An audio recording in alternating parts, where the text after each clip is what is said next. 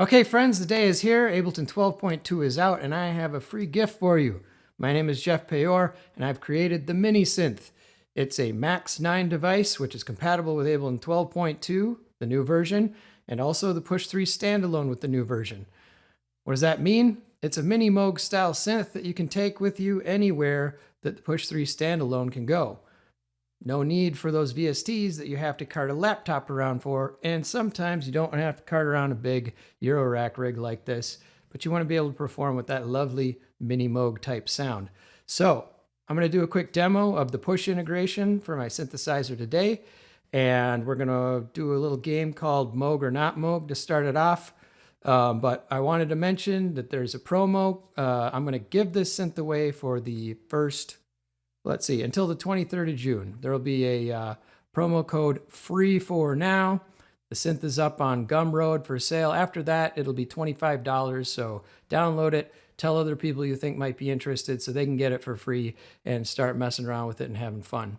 All right, so we're going to play a game called Moog or Not Moog. I've got two Moog Mavises set up in this Eurorack, and I've got the MiniSynth set up in Ableton. They're both going to be playing the same bass line. The Moog Mavises are not the Minimoog, but they're the closest I can get because I don't own a Minimoog. And so we're just going to see how similar they sound. So let's go ahead and kick it off here.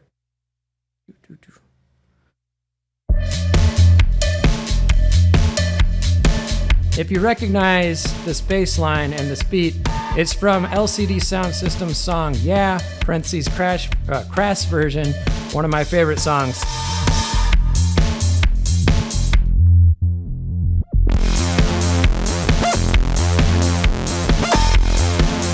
Okay, so this is synth 1. I'm going to switch to synth 2 in a second. Synth 2.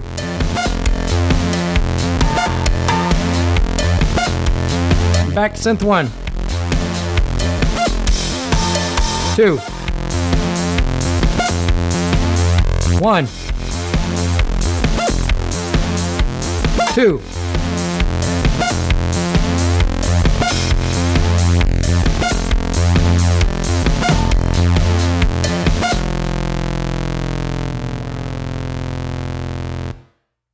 All right, so could you tell? I don't know. I'll let you know the answer at the end of the video.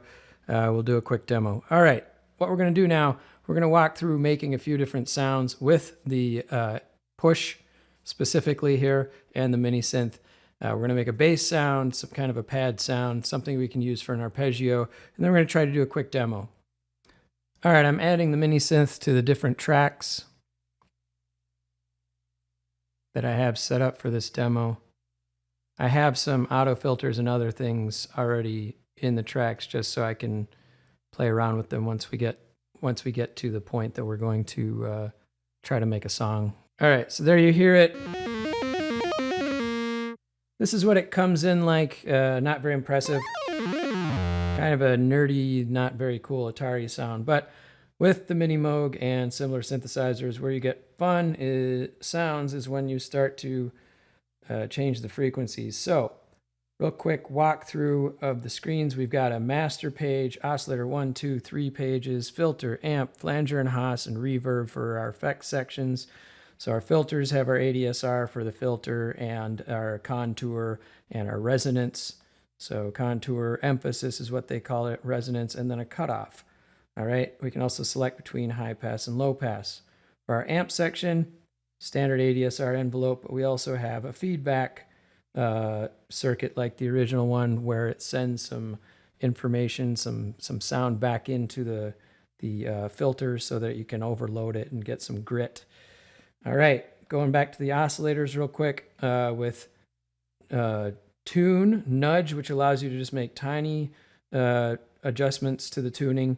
Range, which is your frequency range. Shape, which is the waveform, so it can go from a triangular wave all the way to a square wave, just like the original.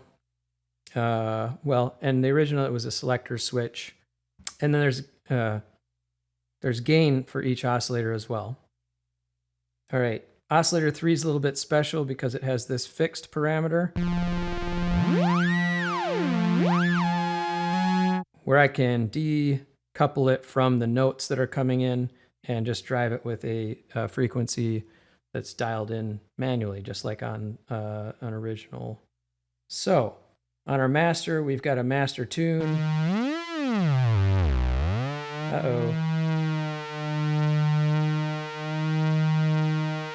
There's a glide circuit, LFO, and that's for driving the modulation for the pitch here, which we also have envelope, oscillator 3, and noise that we can use to modulate the pitch. And then we've got pink or white noise. So white noise here, pink noise. And when we change the type of noise, that also changes what kind is being used for noise modulation if we're using it. And then finally, we've got output gain. All right, let's try to dial in a cool sound here. We're going to go ahead and we'll get in the effects section after I've adjusted some things here. So like I said, first thing to do is take all these oscillators and detune them just a little bit so we get that nice cool phasing sound. All right, now let's try. Yeah, here we go. We'll tune a couple of them down.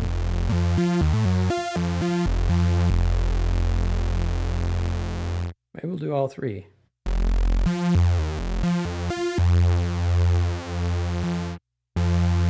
Actually, I know that when I get to the later part of the demo, I'm going to want them to be on the original range because I already have bass notes in there. So anyway, like I said, we got the shape. We can vary between harsher square wave sound or more smooth sound. Let's go to the amp section. I want a little grit, so I'm going to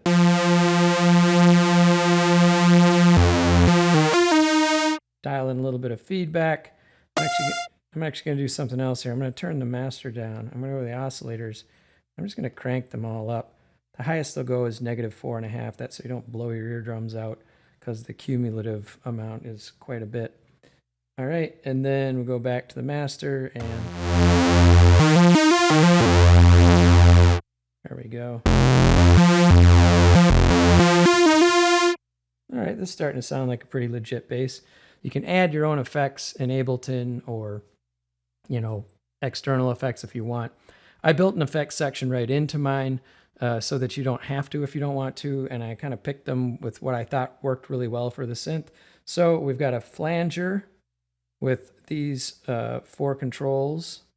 So mod, freak, time, phase, dry, wet. Your mod freak is going to change the frequency at which the flanger, or I should say the time difference between the flanger and the dry signal, which is going to start at this baseline time of 5 milliseconds or whatever I dial in up to 10 milliseconds, and I can go all the way down to 3. So that'll allow me some variation there.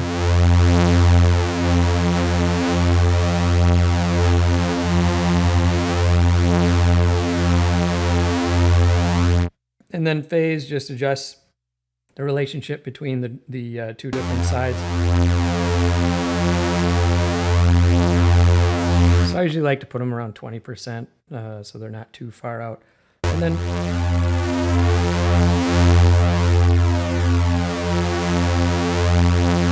you can play with the dry wet to your liking to get some width. And then we've got a Haas delay. This is a really widening effect. And this is typically, I don't use this for basses. I use it more for things like pads or stuff that I want to really sit out on the periphery, nice high things. Just so you can hear it. There you go. And then we've got a reverb. So the reverb.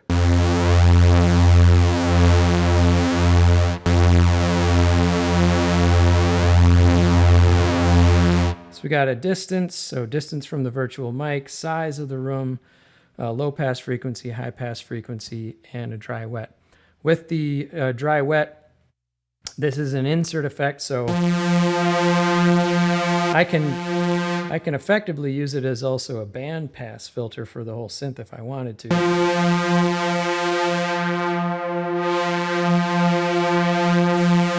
If I go 100% wet. But by varying the amount of wetness, I can use that bandpass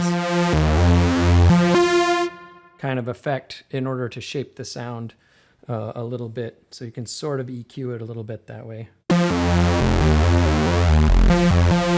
I'm going to dial that back a little bit. All right, so we got a pretty cool bass sound going there. Let's go ahead and see if we can't make a pad. Let's select record on there. And we're back to this sound again. I'm just going to blast through this and try to get a cool sound going. Let's see here. I'm going to, let's throw in some LFO modulation.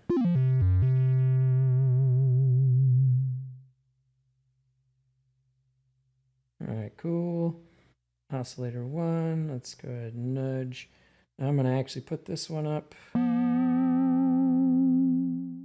a fifth, and then shape, we'll go ahead and make it a little bit aggressive there.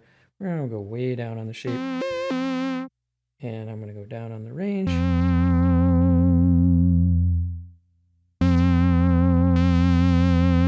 Then oscillator 3, I'm going to do a fixed. I think I want about 172-ish.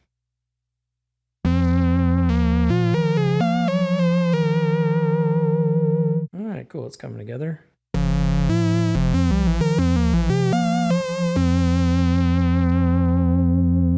think I want to do a high pass filter this time. So we're going to have to...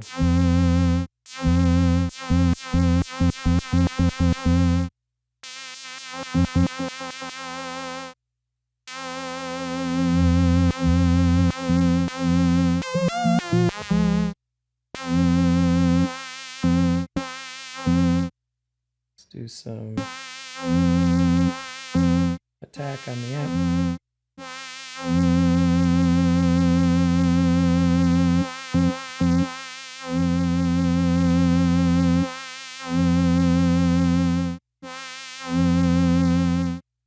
That's a little long.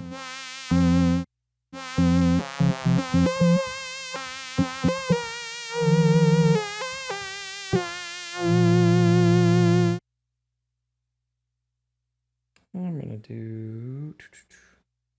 Let's take the sustain.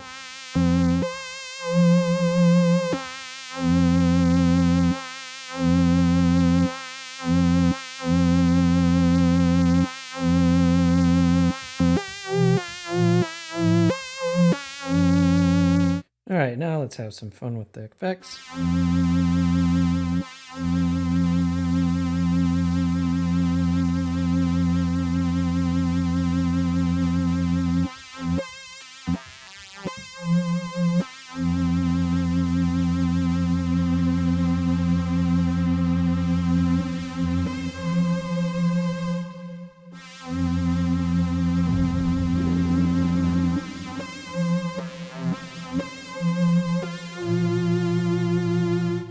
Bring some bite back into it with a little bit of feedback.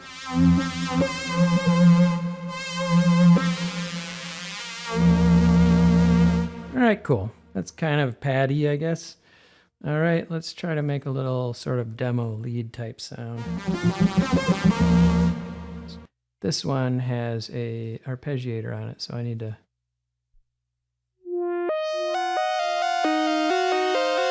And there's a little delay on it.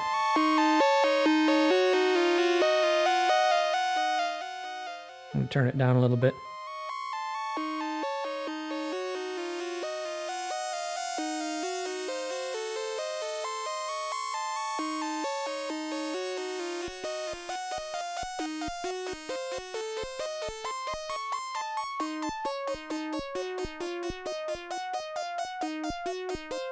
Make a little plucky sound here.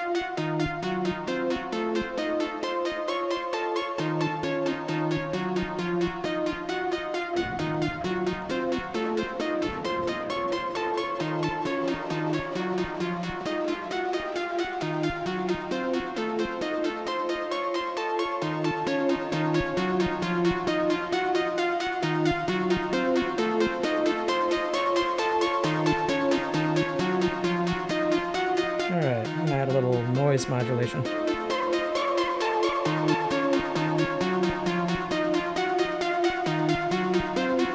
Oh, I should mention as well, there's pitch bend. Ooh. Guess that doesn't work with the arpeggiator.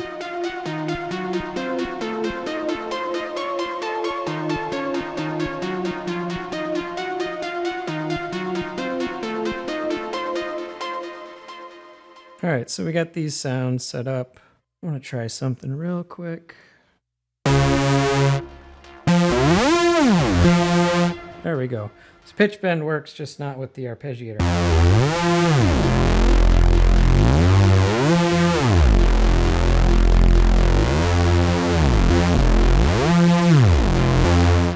Woo, fun. All right, so we're going to go ahead and just kick off a little jam session here.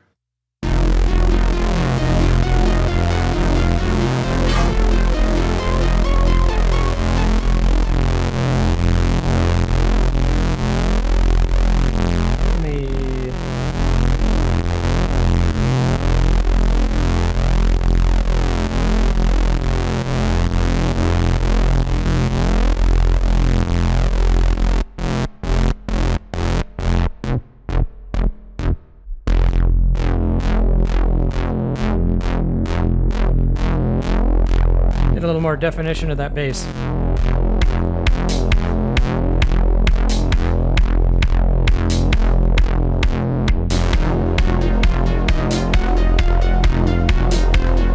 I'm gonna MIDI map the contour for the bass onto this fader right here.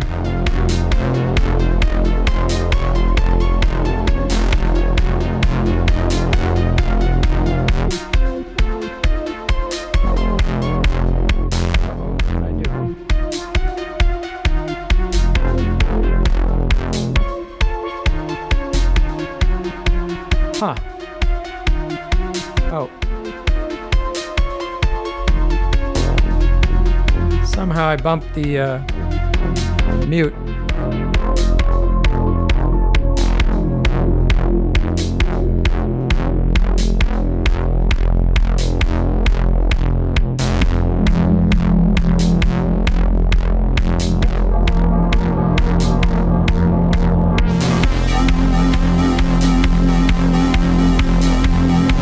Alright, I'm going to adjust the volume there. On the pad.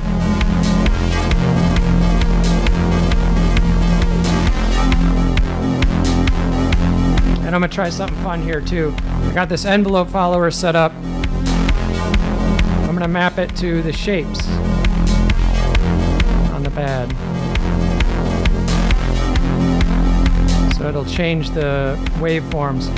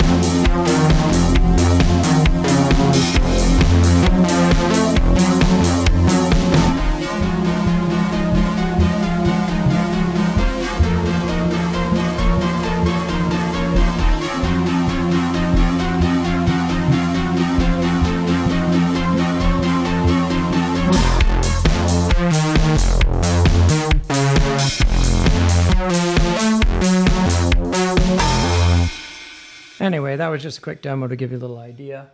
Let me check my time here. Oh boy, we're running out. Okay, to close it out, remember this is going to be free until June 23rd, and I'm just going to do a quick outro with the LCD sound system sounds here.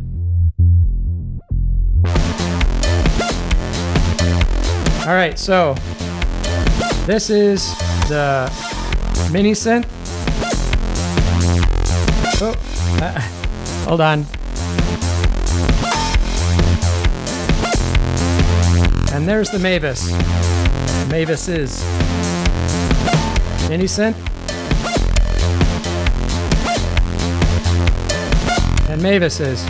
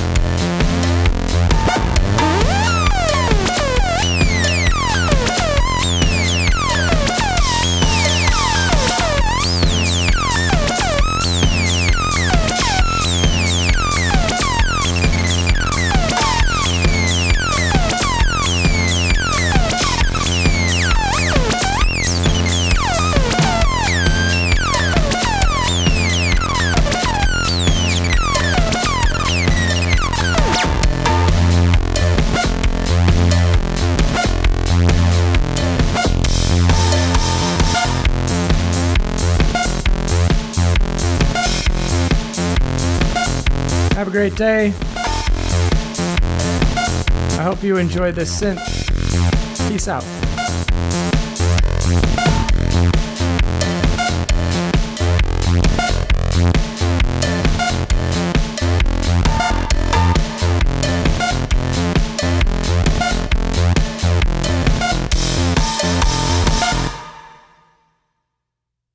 All right, wanted to show one other thing real quick, and that is the optical compressor that I've been designing. So it's still a work in progress, but I'm going to turn it off and you can hear the drums. I just used a pretty standard Ableton kit with a couple minor tweaks. All right, so this is without the compressor. And ready? 3, 2, 1. Oh yeah. Tell me what you think. Should be coming out soon. I just got to make some enhancements to the UI and other little fun additions.